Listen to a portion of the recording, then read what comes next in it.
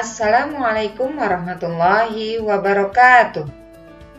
Hai anak-anakku, senang sekali hari ini kita dapat berjumpa kembali.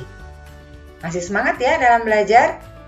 Dan untuk membuat channel ini lebih bermanfaat, jangan lupa untuk tekan tombol subscribe. Ingat, berbagi kebaikan itu membahagiakan. Anak-anakku, kali ini kita akan mempelajari bahasa Indonesia dengan materi unsur cerita, yang mana kita akan mempelajari tentang isi buku sastra. Namun sebelumnya kita harus tahu dulu tentang sastra. Apa itu sastra? Sastra adalah suatu hasil karya manusia, baik lisan maupun tulisan, yang menggunakan bahasa sebagai media pengantar dan memiliki nilai estetika atau keindahan bahasa yang dominan. Jadi, dalam kata lain, sastra itu adalah karya yang menggunakan kata-kata, tersusun dengan indah dan nyaman untuk dibaca ataupun didengar. Karya sastra dapat dikelompokkan menjadi dua jenis, yaitu karya sastra non-fiksi dan karya sastra fiksi. Apa ya arti keduanya? Kita akan bahas satu persatu. Karya sastra non-fiksi adalah karya sastra yang berisi cerita yang sifatnya informasi, yang dibuat berdasarkan data atau informasi yang pengarang dapatkan. Contoh, ensiklopedia, buku biografi, buku sejarah, dan buku karya tulis ilmiah. Semua karya sastra ini ditulis berdasarkan data atau informasi yang nyata dan akurat. Adapun karya sastra fiksi, yaitu karya sastra yang berisi cerita yang sifatnya imajinasi atau khayalan pengarang, bukan berdasarkan kenyataan. Contoh, cerpen atau cerita pendek, kumpulan puisi, novel, dan juga dongeng. Pada kali ini kita akan membahas lebih mendalam tentang karya sastra fiksi. Unsur-unsur yang ada dalam cerita fiksi adalah tema, tokoh, alur, konflik, latar, dan amanat. Kita akan membahasnya satu persatu.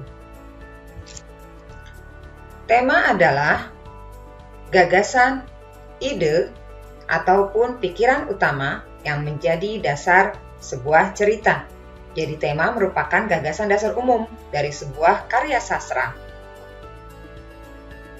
Berikutnya adalah tokoh. Tokoh adalah pelaku dalam sebuah karya sastra. Tokoh dapat dilihat dari sisi peran dan sifat. Peran ada dua, yaitu peran utama dan peran pembantu. Sifat juga terbagi dua, ada sifat protagonis dan antagonis. Peran utama adalah tokoh yang paling banyak diceritakan dan paling sering muncul dalam cerita. Contoh, pada kisah Malin Kundang, maka peran utamanya adalah Malin Kundang, karena Malin Kundang adalah tokoh yang paling banyak diceritakan. Yang kedua, peran pembantu, yaitu tokoh yang dilibatkan atau dimunculkan untuk mendukung cerita dan berkaitan dengan tokoh utama. Contoh, pada kisah Malin Kundang, peran pembantunya adalah istrinya.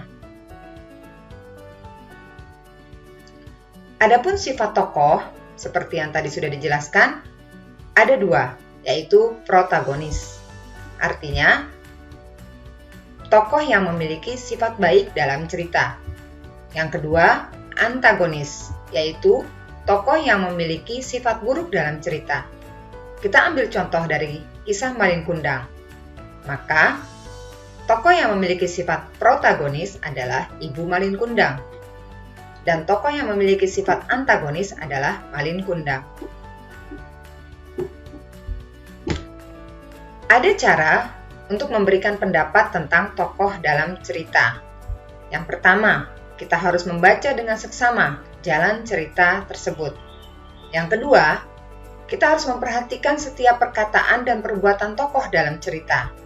Dan yang ketiga, kita juga bisa memperhatikan gambaran lingkungan kehidupan dari tokoh dalam cerita. Setelah kita melakukan 3 hal tersebut, maka kita baru bisa dapat memberikan pendapat tentang tokoh dalam cerita tersebut. Berikutnya adalah alur. Alur adalah rangkaian kejadian-kejadian dalam sebuah cerita dari awal hingga akhir. Alur terbagi menjadi 3. Yang pertama, alur maju, yaitu suatu alur yang peristiwa ditampilkannya secara kronologis, berurutan dari tahap awal, tengah, dan akhir cerita. Contoh, sebuah cerpen yang menceritakan seorang anak kecil yang berakhir saat ia dewasa. Yang kedua adalah alur mundur, yaitu suatu alur yang ceritanya dimulai dengan penyelesaian, yang mengalami setting waktunya pada masa lampau. Contoh, cerita seorang mantan veteran yang mengisahkan hidupnya di masa muda.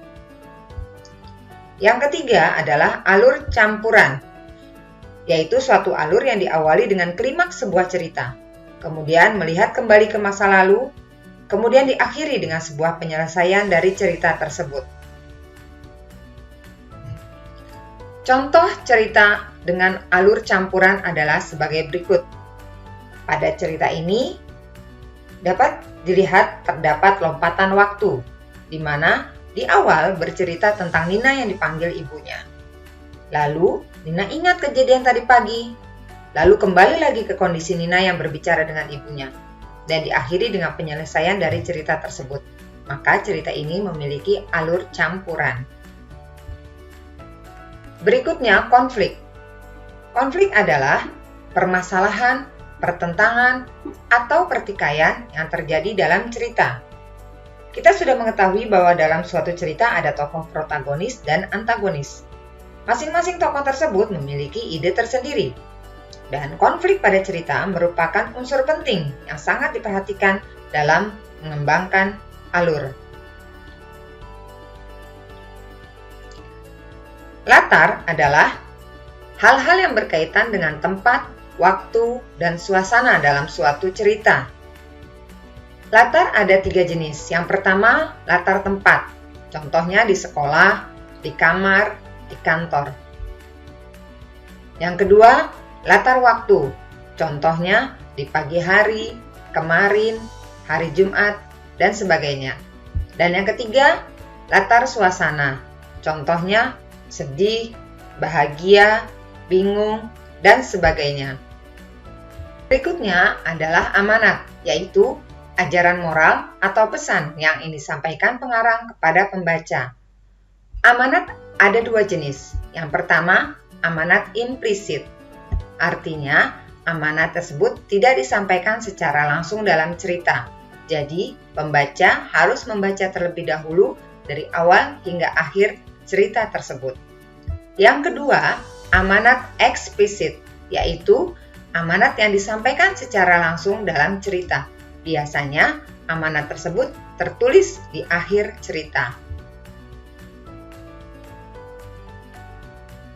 Setelah kita mengetahui unsur-unsur dari isi buku sastra, maka kita dapat mengulas isi buku sastra. Apa itu mengulas? Mengulas adalah menjelaskan satu persatu hal-hal yang dibahas di dalam buku. Hasil dari mengulas isi buku disebut ulasan. Apa saja hal-hal yang dapat diulas dari buku sastra? Yang pertama adalah data buku. Misalnya, judul buku, penulis, penerbit, jumlah halaman, tahun buku diterbitkannya, dan sebagainya. Yang kedua, inti cerita dalam buku. Dan yang ketiga, manfaat dari membaca buku tersebut. Yang keempat, kita dapat mengulas tentang kelebihan dan kekurangan dari isi buku tersebut. Baiklah anak-anakku, demikian penjelasan tentang unsur cerita. Dan kali ini saya akan akhiri dengan pantun. Makan pagi dengan ikan. Ikan lele rasanya asin. Terima kasih saya ucapkan, sudah seksama mendengarkan. Terima kasih atas perhatian kalian semuanya. Dipelajari lagi di rumah ya, tetap semangat untuk belajar. Assalamualaikum warahmatullahi wabarakatuh.